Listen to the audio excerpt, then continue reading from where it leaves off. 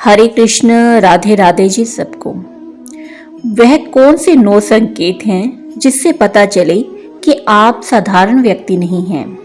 बंधुओं, जैसा कि आप सब जानते हैं कि इस सारी सृष्टि में श्री हरि का ही वास है। हमारे अंदर भी ईश्वर का ही वास माना जाता है। भगवान प्रत्यक्ष भले ही नजर नहीं आए, परंतु वो हमारे भीतर ही हैं।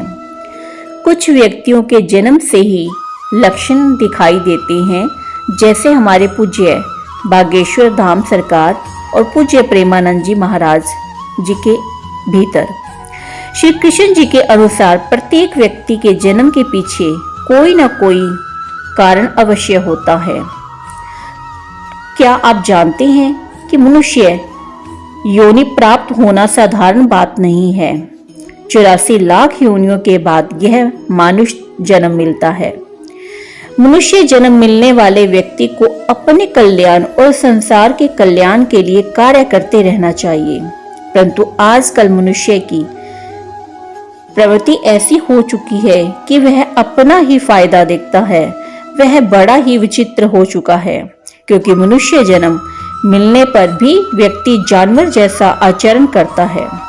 वह अपने कल्याण के बारे में तो जानता है, लेकिन दूसरों के बारे में नहीं सोचता।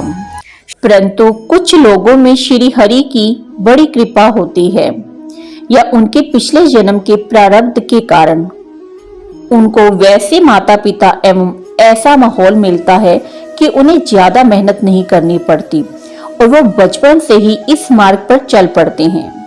जैसे धीरेन्द्र शास्त्री महाराज जी, उनको बचपन में ही कुछ छुपी हुई शक्तियों का आभास हुआ और वो इस मार्ग पर चल पड़े। और कुछ ऐसी शक्तियां होती हैं जो उनके साथ सदैव रहती हैं और उनको उस मार्ग पर चलने के लिए प्रेरित करती रहती हैं। और यही शक्तियां कुछ ऐसे लोगों का चयन करती हैं जो उन शक्तियों के साथ अपनी और दूसरों का भी कल्याण करें। जो अपने कल्याण और स्वार्थ के लिए जीते हैं तो ये शक्तियां लुप्त हो जाती हैं। तो आइए जानते हैं कि आप कैसे जान सकते हैं कि आपके साथ कोई दिव्य शक्ति चल रही है, जिसके कारण आप कई बार मौत को छू कर निकल जाते हैं, या आपके जीवन में कोई बड़ी मुसीबत आती है तो वो स्वतः ही टल जाती है, जिसके परिणाम स्वरूप ऐसा महसूस होता है कि कोई ना कोई दिव्य शक्ति हमारे साथ है, जो अपनी हमेशा रक्षा करती रहती है। आज आपको वो 9 संकेत बताते हैं जिससे आपको पता चले कि आप कोई साधारण मानव नहीं हैं, अपितु आप दूसरे लोगों से बिल्कुल अलग हैं। तो चलिए जानते हैं वो 9 संकेत कौन से हैं। पहला संकेत है, भगवान श्री कृष्ण कहते हैं कि चाहे कैसी भी परिस्थिति हो, जो व्यक्ति अपने कार्य में लगा रहता है और कल की इच्छा नहीं करता, वो कार्य में संलग्न रहते हुए अपने कार्य को पूर्ण करता है और पूरी निष्ठा के साथ उस कार्य को करने की क्षमता रखता है। दूसरे संकेत के बारे में बताया है कि जो व्यक्ति दूसरों की बुराई नहीं करता, दूसरों की निंदा नहीं करता, चुगली नहीं करता, प्राय व्यक्ति दूसरों के कल्याण के बारे में सोचता है, वह सदैव दूसरों के हित के बारे में सोचता है। इसके परिणाम स्वरूप वह जीवन में सफल होता है और उसके साथ भी दिव्य शक्ति चलती है। तीसरा संकेत क्या है? जो व्यक्ति अपनी निजी कार्य समय में से समय निकालकर ईश्वर के कार्यों में लगा रहता है, ईश्वर के नाम जप करता है, आराधना करता है और अपने हर कार्य में ईश्वर का धन्यवाद करता है, वह अपने परिवार का भरण पोषण करता है और अपनी आजीविका के लिए खुद को ना कर्ता मानकर अपितु ईश्वर की कृपा प्रसाद मानकर ग्रहण करता है और ईश्वर को कोटि कोटि धन्यवाद देता है। उसके साथ भी दिव्य शक्ति का वास होता है।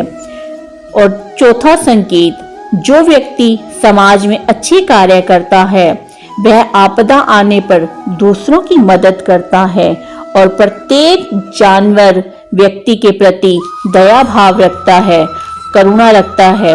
उसके साथ भी दिव्य शक्ति चलती है।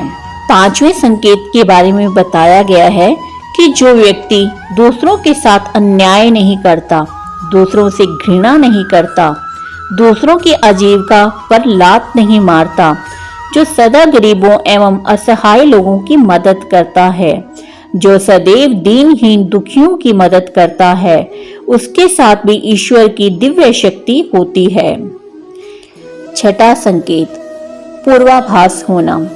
संसार में कुछ ही लोगों के पास यह दिव्य शक्ति होती है जिससे उन्हें पहले ही पता लग जाता है कि भविष्य में क्या घटना घटने वाली है। इनको पहले ही आभास हो जाता है कि संसार में क्या शुभ या अशुभ परिणाम होने वाले हैं।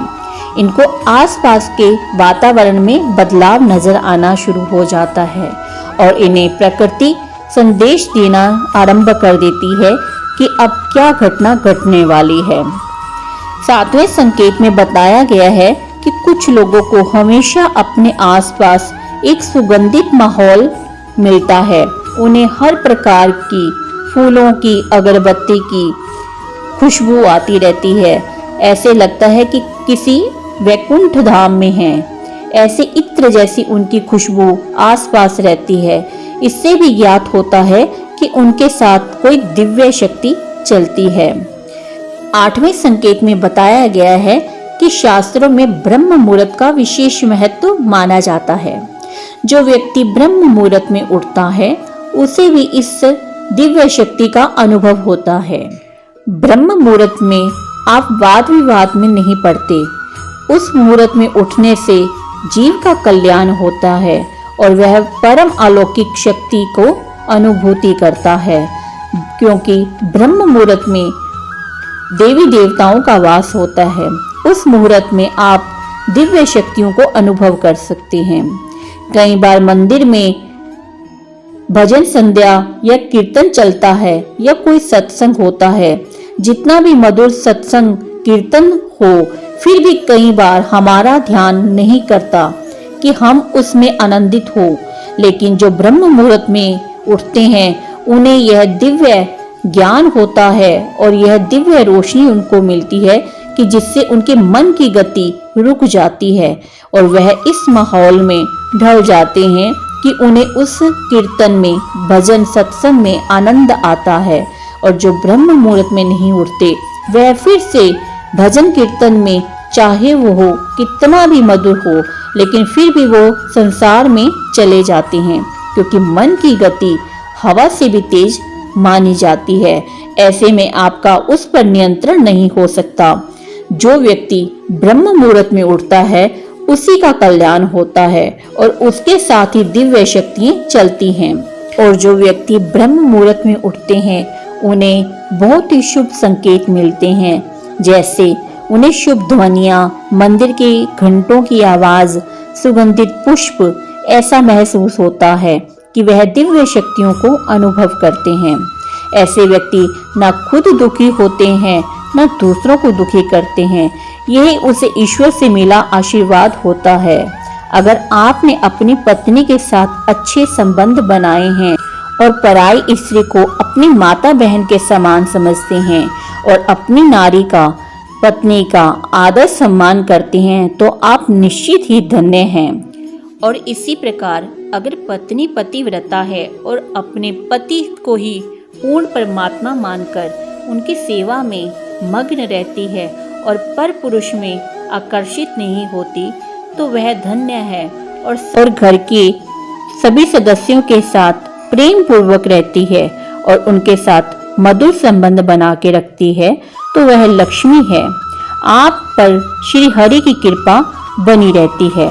वह सदैव समाज में आदर और सम्मान के पात्र होते हैं। आप पर परमात्मा की सदैव कृपा रहती है।